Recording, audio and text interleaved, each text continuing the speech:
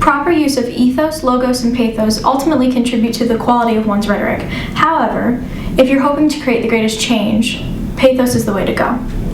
People will question credibility time and time again, no matter how legitimate your rhetoric is, and logic is blatantly ignored often.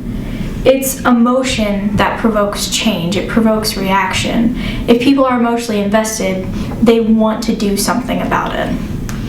I personally can't have children, so whenever I'm trying to be persuaded to help a charity that works with kids, people will do the whole, oh, they're in need, they're lonely, they don't have a good life, and it pulls on my heartstrings, and I think, God, that could be a child I could have that I could save, and so ultimately I help.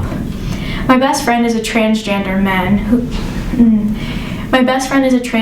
man who has had death threats time and time again, and because of this, he's very heavily invested in LGBTQIA rights, which makes sense. He's got attachment to it. My sister hates the police. She will do anything she can to annoy a cop because she sees their abuse of power. So that's the funny thing about anger. Anger is by far one of the most negative emotions. It has a strongly negative connotation to it, and yet it is the most powerful in terms of getting a reaction. People don't react that way with love, with sadness. Riots aren't started because people are in love. They're started because people are angry about something.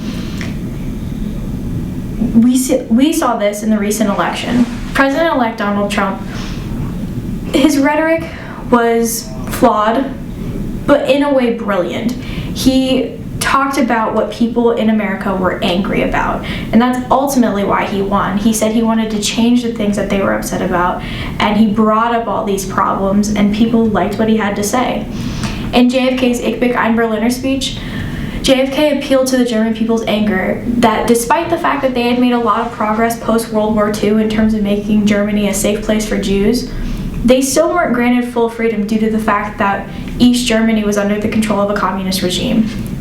And then, of course, the most perfect case of quality rhetoric in terms of appealing to anger is Adolf Hitler. This man is by far the epitome of evil, but his rhetoric was brilliant. He knew how to be passionate. He seemed angry. He knew how to make people angry. And because of this, because he, stirred up this emotion in the German people, an entire country turned a blind eye to the fact that genocide was going on. Anger is that powerful. Anger can justify murder in the minds of people. That is why it is the most key, it is the most useful tool in rhetoric. Appealing to people's emotions, specifically with a concentration in appealing to anger, is the most brilliant thing a rhetoric can do.